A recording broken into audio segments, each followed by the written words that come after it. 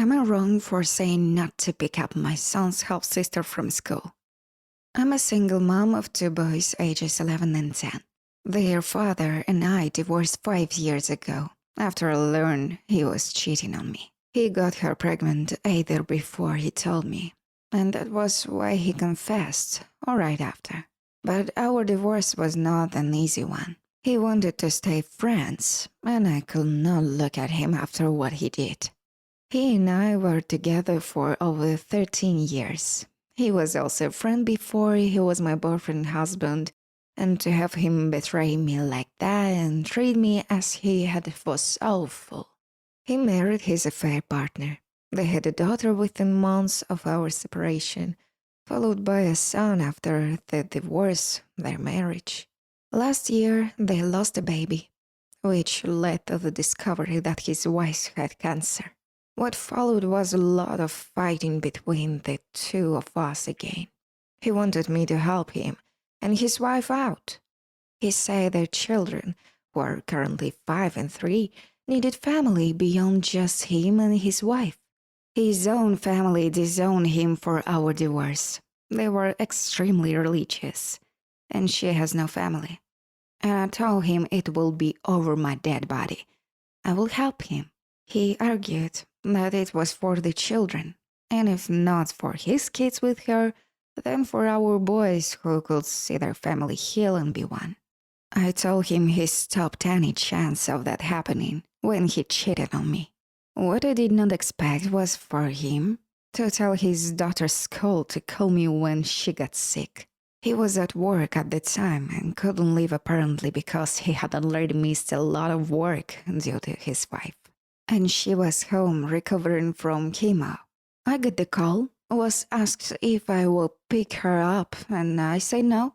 Several hours later, I got ringed on the phone by him for leaving his sick child at the school when I knew they had nobody. This is when he told me how he couldn't leave and how his wife was resting. I told him the babysitter for his son should have been called over me. He told me he was in daycare and I should be ashamed because she was a sick child who is going through a lot and I could have helped. He told me he hoped our son were going to be ashamed of me. They aren't, and I argued back with him over the phone at the time. But I guess part of me does feel bad for the child. My sons also sensed an atmosphere while they were with their dad after that incident when they talked about me, and I hate that for them. So, am I wrong? No, you don't. He has the nerve to try manipulate you after cheating. These aren't your kids and not your problem. I also feel bad for the girl, but it's his mess to solve. Just give an inch, he'll take a mile. Say no now to prevent future problems. No, you don't. He's lining you up to be a mom to their kids after his wife dies. His behavior is disgusting. Stick to your guns. No, you don't. What kind of fool lists his ex-wife as emergency contact of his affair child? The audacity of him to get mad at you. The only children of his you need to care for are the ones you share with him. Don't let him tell you otherwise. Too bad he thinks his own life. But that's not your problem at all. If he can't handle the situation he got himself into, he needs to figure out a way to get himself through it. You're not responsible for his mistakes. While it's unfortunate his wife has cancer, you're still not obligated to help him at all with anything except that relate to your children. He can apologize and make amends with family, or go out and make friends and get support that way. It's not your job. Not at all. Make sure you contact the school and tell them to remove your contact details from the record of any child that isn't yours. And that unless they are told directly from yourself that they are not to contact you regarding these children. Am I wrong for firing my nanny housekeeper after she ashamed my daughter? So, backstory. 2 years ago, I lost my wife in a car accident. It was devastating. She left behind our 3 daughters, 14, 11, and 5. Once I had to go back to work, I needed somebody to help keep the house in order and help with the youngest as she wasn't in school yet. About a year ago, we hired a woman. She's name is Kate. Kate is an old lady and quite religious, which I don't mind as she was a good worker. I've made it a priority to teach my kids to love themselves and not to care what other thinks, or be ashamed of their bodies in any way. 4 months ago, my oldest, who I'll call Bre, started wearing more revealing tops. Nothing too crazy, obviously, as she is 14. I've noticed Kate making passive-aggressive comments about it a few times, but we just kind of struggled it off. 3 days ago, Bree called me at work crying. Apparently, she was going out with his friends when Kate stopped her and told her not to leave unless she changed. Bree asked why, and she said, "It make you look easy, like a prostitute. Go back upstairs." When I got home, I confronted Kate and she didn't even deny it, but claimed she was trying to protect her. This was like the straw that broke the camel's back. I told her she was fired. And when she asked why, I told her there have been so many instances of disrespect for my parenting and I wouldn't deal with it anymore. Next day, I told my parents about it and they went off on me, saying I was wrong because I just left an old woman without a job. I said that's not my problem, and hanging up. I do feel bad, but your old views aren't an excuse for shaming. Am I wrong? No. If she wanted to keep her job, she should have respect your daughter and your parenting. Not at all. How can your parents side with the nanny over their own granddaughter? So what if Kate is out of job? She brought it upon herself. No, non-grandma overstepped the bounds of employment. Full stop. She's not the parent. She isn't supposed to be the parent. And she's not their grandparent. There are a million ways to tell a young person that what they are wearing doesn't quite work for the social scenario they're entering, but that wasn't the right one. Your parents saying you did wrong by leaving an old woman without a job, and they're the wrong here. You don't owe someone a job. You don't owe someone a living. Presumably, she will have a bit of a time when she is without work.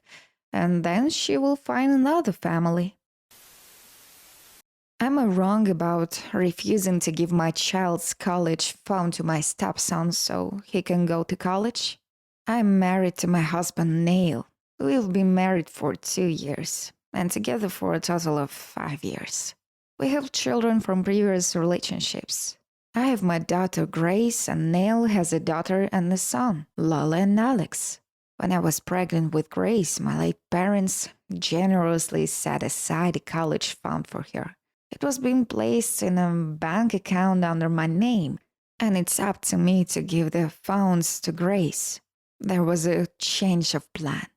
Grace decided she didn't want to go to college, and instead got a job as a real estate agent through a friend in the industry doing a full-time 5-month training course. She now makes decent money. Neil has been pestering me about the college fund lately, as Alex wants to go to college to pursue a degree in criminology. He said I should give the college fund to Alex instead, since Grace doesn't want to go to college anyway, so she doesn't need the money. I'm unsure as to want to go with the college fund because my parents only wanted the money to go to Grace on the condition that she used it to go to college. I told Neil no, and he could really offend it and say that my decision isn't fair on Alex. I'm considering giving the money to Grace anyway, so she can use it to put toward the house. Am I wrong? No, you don't. The money was specifically left for Grace. No. Your parents gave that money to invest in Grace's future. They reasonably thought that meant college. But other activities such as classes, real estate, conferences, or helping Grace at some point set up an office are all investing in her future. Not at all. It's not your money. It's more or less money that you hold in trust for Grace's education. Since Grace decided not to pursue college, you needed to decide what your parents would have wanted you to go with the money in these circumstances. Give it to Grace anyway, to freight her way as she pleases. Hold on with it in case Grace does eventually decide to go to college. Hold on it and put in toward Grace's potential children's educations. But it's not yours to give to your husband's children. No, I'm always so confused why people feel so entitled to other money. It's for Grace. It's not for anyone else just because Neil didn't save money for his kids to go to college. Am I wrong for telling my sister to stop coming to me to complain about what my husband says to her? My sister Claire has struggled with her inability to have kids for years. She gets all kinds of questions from people about when she'll have kids, but somehow she focuses on what my husband says about the topic and complains about how he constantly makes backhanded comments about her inability to have kids. She once claimed he told her women in their 30s plus have lesser chances to bear children. Or that one time she claimed he mocked her infertility by calling her garden barren just like her. I admit that my husband is the type to dish it out, but her complaining seems exclusive because she never liked him anyway. Last week we got together for dinner at my parents' house. My sister came downstairs later while Mom and I were in the kitchen. She told me that my husband suggested she backs out of her IVF treatment and find better use for the money when she announced it wanted to try IVF. She went on about how insensitive and hurtful his words were. I felt upset. I told her she was right to be mad, but she's needed to stop coming to me to complain about him, as if he was my son, and try to speak to him and see. She snapped at me saying she already talked to him, but since he's my husband and I brought him into the family, then I should be the one to handle him. I told her her reasoning didn't make any sense, but she called me selfish and cruel, just like him. It got to overwhelming when my mom sided with her, even going as far as to say I was enabling him. I left and went home. My husband said my sister is just being too sensitive because he was just giving his honest opinion when she brought up the IVF. And said that if she has an issue with him, she should tell him to the face. He also said that she's probably looking for an excuse to pick an argument with me, and that I was innocent and had nothing to do with it, despite her trying to involve me. Neither she or my parents are speaking to me as of now. So, am I wrong? Oh yes, tell your husband to keep his mouth shut. My husband is the type to dish it out. No, your husband is wrong. It's appropriate to comment on your sister's body and reproductive issues. What an awful inconsiderate man you married. You don't seem too far behind him. Yes, both you and your husband. A match made in heaven. Yes, you are. Fertility issues are incredibly personal, and your husband has absolutely no place dishing it out, as you call it over something so personal and sensitive. And yes, She's sensitive. It's a sensitive topic, and you should be absolutely ashamed of your husband's behavior. She's bitter and cruel, vindictive bully who needs to learn that every little thought that passes through his bully brain doesn't need to come out of his mouth. Furthermore, him specifically targeting your sister says he actually wants to be cruel and hurtful to her, and you enable him. Oh, don't come to me about his behavior. Who shouldn't? She? You married the oaf. He is your responsibility. Or are you just happy that when your sister is around, he's not being a cruel, vindictive bully to you? All cruel people describe themselves as a paragons of frankness. Tennessee Williams. Why can you see your husband is a dump? And why do you have zero empathy to your sister? Am I wrong for letting the groom's estranged father in? I do think I'm wrong, but I also feel so conflicted. There's a lot of background here. But I'll do my best to explain why I did what I did. David and Sierra are two of my closest friends. I've known David for 12 years and Sierra for 8. I knew David all throughout high school. And I know his dad as a bad guy, although they have been a struggle for years. I know it is David's deepest desire to earn his father's approval and have some sort of relationships with him. Nonetheless, David's father wasn't invited due to their engagement. On the day of the ceremony, David's father tried to enter the venue. I'm the maid of honor, so I was called over to assist the venue staff explaining why he couldn't enter. I was shocked that David's father was there, since I know David believed he would never attend with or without an invitation. I started to tell him he needed to leave, but he did something I'd never seen him to do 12 years. He apologized. He said he just wanted to see his oldest son get married and would sit in the back. I was shocked and torn.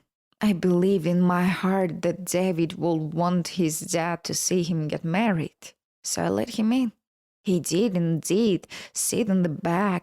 The best man, Walter, saw him and wanted to kick him out. I convinced Walter to leave him alone. The ceremony was beautiful, at least. After the ceremony, when everyone stood to move to the reception hall, David's brother Jeremy saw their father. They immediately got into a verbal altercation that ended with both of them storming out. It definitely dampened the festivities. Walter blames me completely, as does Jeremy and some of our other friends. David and Sierra said they aren't mad, but they're the kind of people that will forgive anyone and anything. I think I ruined the wedding, and the biggest reason why I'm wrong is that deep down a part of me still think I did the right thing.